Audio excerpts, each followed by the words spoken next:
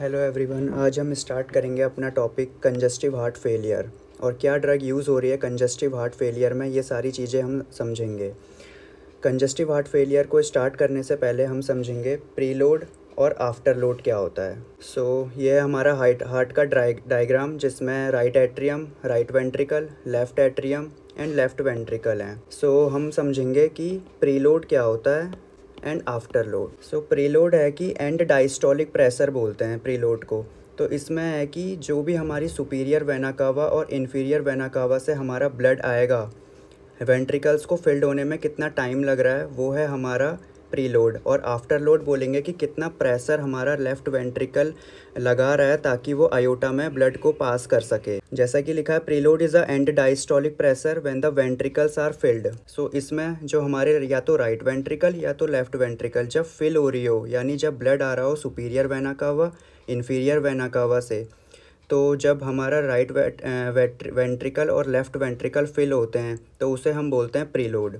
और after load क्या है? The pressure the left ventricle has to applied during systole. ये कितना हमारी लेफ़्ट वेंट्रिकल प्रेशर लगा रही है अपनी वॉल्स पे ताकि जो ब्लड है वो हमारे आयोटा में पास हो पाए। तो ये है हमारा आफ्टर लोड। तो प्रीलोड में है कि if diameter of veins is more dilate then preload जो होगा वो डिक्रीज़ होगा। मीन्स अगर हमारी जो सुपीरियर वेना कावा और इन्फीरियर वेना कावा है, अगर ये कॉन्स्ट्रिक्ट होगी तो ज़्यादा से ज़्यादा ब्लड हमारे कहाँ पर आएगा? राइट एट्रियम में आएगा। राइट एट्रियम से राइट वेंट्रिकल में आएगा, तो हमारा जो प्रीलोड है वो बढ़ेगा। और आफ्टर लोड कब बढ़ेगा? जब हमारी आयोटा अगर कॉन्स्ट्रिक्ट होगी तो हमारी लेफ़्ट वेंट्रिकल की वॉल को ज़्यादा प्रेशर लगाना पड़ेगा ताकि ब्लड जो है वो आयोटा में जाए। अगर हमारी आयोटा डायलेट हो गई तो लेफ़्ट वेंट्रिकल को कम प्रेशर पुश करना पड़ेगा ब्लड को ताकि वो आयोटा में जाए और हमारी ऑर्गन्स पे जा सके। यही है कि if iota is vaso constrict, जैसे मैंने पीछे बताया था, अगर आयोटा कॉन्स्ट्रिक्ट होगा तो more pressure will applied by the left ventricle. If aorta is vasodilate, then less pressure is applied by left ventricle। अब हम देखते हैं कि हार्ट फेलियर हम बोलते किसे हैं। Heart failure to perform its function efficiently so it is unable to pump blood in proportion to body's demand. मतलब क्या है? हार्ट फेलियर को हम समझने के लिए मेनली हम किस पे फोकस करेंगे? अपनी लेफ़्ट वेंट्रिकल पे। अगर हमारी लेफ़्ट वेंट्रिकल क्या कर रही है? या तो सिस्टोल नहीं हो पा रहा। सिस्टोल मीन्स कि लेफ़्ट वेंट्रिकल की जो वॉल्स हैं वो कॉन्ट्रैक्ट नहीं कर पा रही, तब हमारा हार्ट फेलियर हो सकता है। सेकंड कंडीशन क्या है? अगर डायस्टोलिक की कंडीशन है। डायस्टोलिक की कंडीशन में क्या है कि हमारा हार्ट की जो लेफ़्ट वेंट्रिकल्स है वो प्रॉपर रिलैक्सेशन नहीं कर पा रही है, जिसकी वजह से हम हार्ट फेलियर बोल रहे हैं। और थर्ड कंडीशन कौन सी है? थर्ड कंडीशन है कि हमारी जो बॉडी की जो डिमांड है वो हाई है। इन तीन चीज़ों को हम बोल सकते हैं कि हमारा हार्ट क्या है? फेल हो रहा है। तो वही लिखा है कि why heart failure occurs. Answer है कि सिस्टोलिक डिसफंक्शन हो सकता है, जैसा कि बताया हार्ट प्रॉपर कॉन्ट्रैक्ट नहीं कर पा रहा। डायस्टोलिक डिसफंक्शन यानी जो हार्ट की वॉल्स हैं वो प्रॉपर रिलैक्स नहीं कर पा रही हैं। और थर्ड है high body oxygen demand. Means हमारा जो हार्ट है वो सिस्टोल भी कर रहा है, डायस्टोल भी कर रहा है, बट बॉडी की जो डिमांड है वो हाई है। सिस्टोलिक डिसफंक्शन क्या है? Inability to empty the ventricle. The ventricles are dilated and unable to develop sufficient wall tension। Means क्या है? जो हमारी लेफ़्ट वेंट्रिकल की वॉल है वो सिस्टोलिक डिसफंक्शन में क्या है? प्रॉपर कॉन्ट्रैक्ट नहीं कर पा रही। प्रॉपर वो कॉन्ट्रैक्ट नहीं कर पाएगी तो इजेक्शन नहीं हो पाएगा आयोटा में ब्लड का, और ब्लड जो है वो ऑर्गन्स पे नहीं जा पाएगा। सेकंड कंडीशन है कि डायस्टोलिक डिसफंक्शन। डायस्टोलिक डिसफंक्शन में क्या है कि inability to fill the ventricle. जो हमारी वेंट्रिकल्स की ये जो वॉल्स हैं, inability to fill the blood, जो हमारे लेफ़्ट एट्रियम से जो ब्लड आना चाहिए वो प्रॉपर नहीं आ पा रहा है, जिसकी वजह से क्या है? हार्ट फेलियर की कंडीशन क्रिएट हो रही है। अगला है कि higher body demand. Heart functions may be normal still inadequate to fulfill the higher body demand. Means क्या है? सिस्टोल भी हो रहा है लेफ़्ट वेंट्रिकल में, डायस्टोल भी हो रहा है, प्रॉपर है, बट हमारी जो ऑर्गन्स की जो डिमांड है वो काफ़ी हाई है। ये किस वजह से हो सकता है? हम बोल सकते हैं at the time of pregnancy के केस में होता है ये। ये सारी कंडीशंस हैं जो कि हम बोल सकते हैं कि हमारा हार्ट फेल हो रहा है। तीन condition: systolic dysfunction, diastolic dysfunction और higher body oxygen demand. Next हम देखते हैं कंपनसेटरी मैकेनिज्म का मतलब क्या है कि कंपनसेटरी मैकेनिज्म में है कि अगर इंक्रीज हो गई sympathetic activity, sodium level increase means ये हमारा हार्ट है, हमने इसमें देखे थे कि ये हमारा right atrium, right ventricle, left atrium, left ventricle.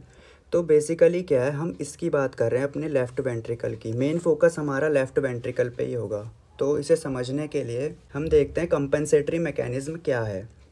Compensatory mechanism में ये है कि हमारा हार्ट सिस्टोल नहीं कर पा रहा, मींस प्रॉपर कॉन्ट्रैक्शन नहीं हो रहा है। तो प्रॉपर कॉन्ट्रैक्शन नहीं होता तो हमारे जो बॉडी का मैकेनिज्म है वो क्या है, कंपनसेटरी मैकेनिज्म की तरह वर्क करता है।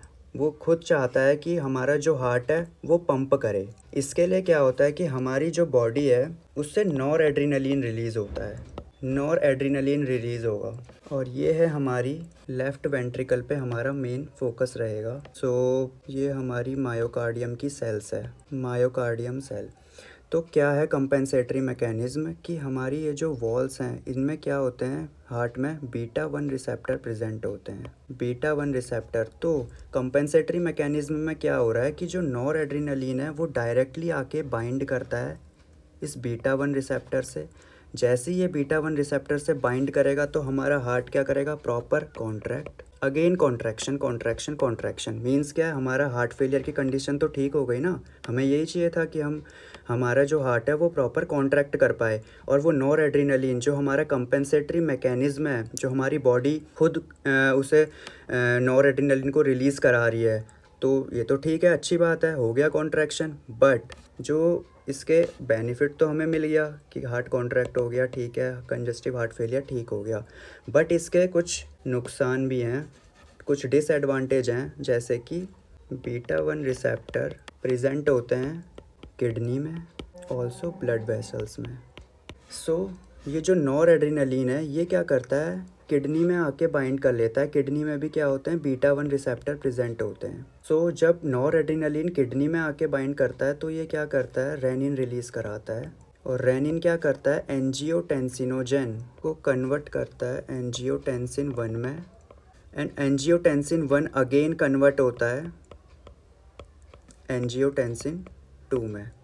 और एंजियोटेंसिन 2 क्या करता है, एल्डोस्टेरोन रिलीज़ कराएगा, और ब्लड में क्या होगा, ब्लड में जो हमारा फ्लूइड का रिटेंशन है, फ्लूइड रिटेंशन स्टार्ट हो जाएगा, जो कि हमारे लिए क्या है, बेनिफिट नहीं है। तो ये एक डिसएडवांटेज है। सेकंड कंडीशन क्या है कि जो बीटा रिसेप्टर होते हैं वो ब्लड वेसल्स में भी प्रेजेंट होते हैं।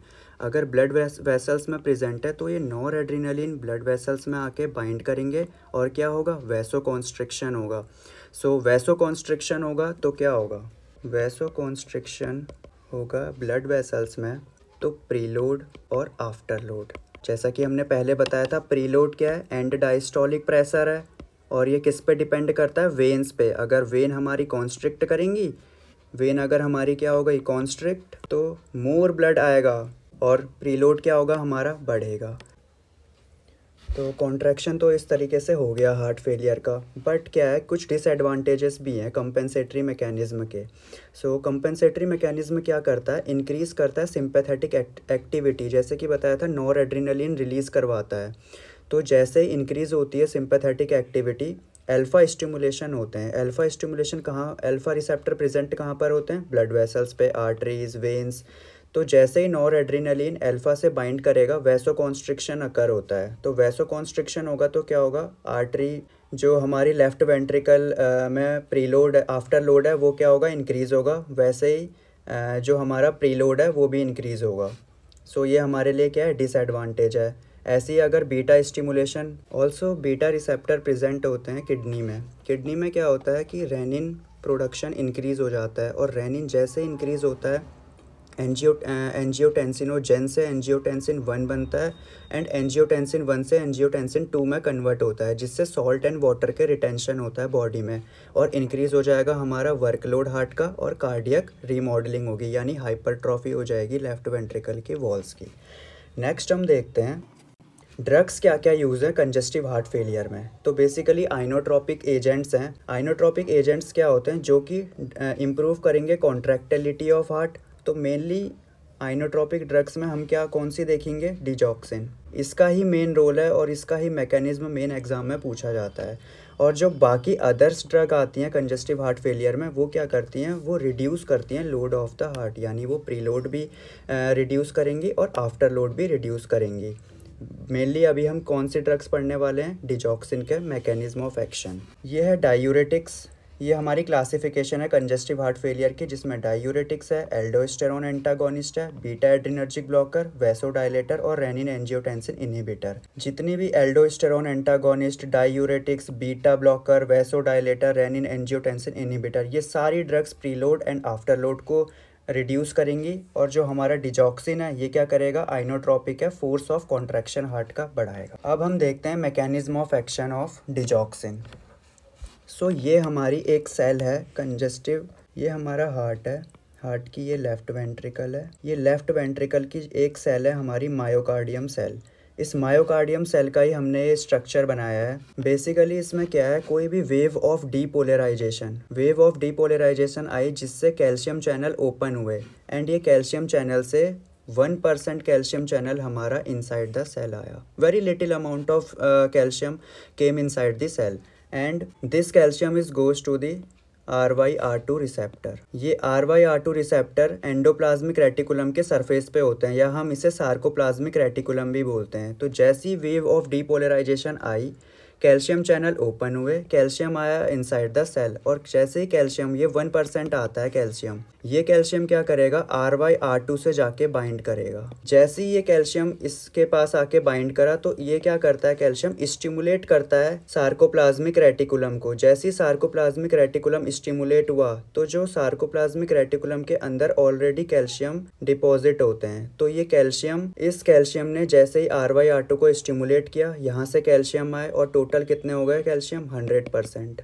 1% कैल्शियम यहाँ से आया, 99% कैल्शियम सार्कोप्लाज्मिक रेटिकुलम से आए। देन ये जो कैल्शियम था, इसने स्टिमुलेट किया ट्रोपोनिन को। जैसे ट्रोपोनिन एक्टिवेट हुआ, एक्टिन एंड मायोसिन कॉन्ट्रैक्ट होंगे, जिससे हमारा क्या होगा, कॉन्ट्रैक्शन हो जाएगा। ये हमारी नॉर्मल फिजियोलॉजी है कि इस तरीके से हमारे हार्ट ने कॉन्ट्रैक्शन किया। अब रिलैक्सेशन कैसे होता है हार्ट में, जो 100% कैल्शियम था उसने ट्रोपोनिन को एक्टिवेट किया, एक्टिन मायोसिन कॉन्ट्रैक्ट हुआ और हमारा कॉन्ट्रैक्शन हुआ। अगेन क्या होता है, ये जो सेकंड रिसेप्टर है SERCA2, ये SERCA2 क्या करता है, ये जो 99% कैल्शियम थे वापस ले लेगा, और जो 1% कैल्शियम बचा, ये क्या करेगा, ये जाता है हमारी मायोकार्डियम सेल्स के सरफेस पर रिसेप्टर होते हैं, जिसे हम बोलते हैं सोडियम कैल्शियम एक्सचेंजर।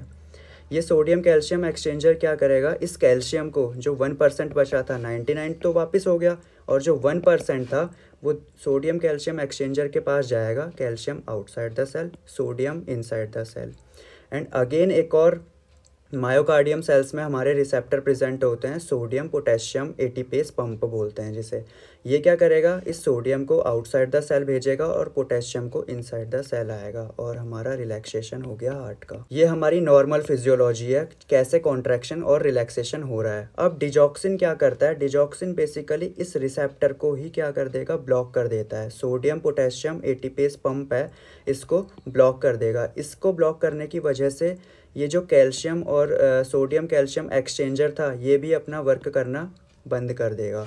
तो क्या होता है, वेव ऑफ डिपोलराइजेशन आया, कैल्शियम इनसाइड द सेल आया, इसने दोबारा से RYR2 को स्टिमुलेट किया, जितने भी कैल्शियम सार्कोप्लाज्मिक रेटिकुलम में थे वो बाहर आए, उसने ट्रोपोनिन को एक्टिवेट किया, एक्टिन मायोसिन ने कॉन्ट्रैक्ट किया और कॉन्ट्रैक्शन हो गया। अब क्या हुआ, जो 99% कैल्शियम थे अगेन SERCA2 ने वापस ले लिए, और 1% कैल्शियम अब हमारे पास बचा है। ये 1% कैल्शियम क्या करेगा, ये तो पंप ऑलरेडी ब्लॉक हो चुका है ना, और ये वाला डिजॉक्सिन ने ब्लॉक कर दिया था, तो ना कैल्शियम हमारे सेल से बाहर जाएगा और सोडियम भी अंदर नहीं आ पाएगा। तो ये जो हमारा कैल्शियम है, ये तो यहाँ पे ट्रैप हो गया ना, ये बाहर जा सकता है। तो ये दोबारा कैल्शियम क्या करेगा, इस RYR2 को स्टिमुलेट करेगा, कैल्शियम बाहर आएंगे, ट्रोपोनिन को एक्टिवेट करेगा, एक्टिन मायोसिन कॉन्ट्रैक्शन होंगे और हार्ट कॉन्ट्रैक्ट होगा।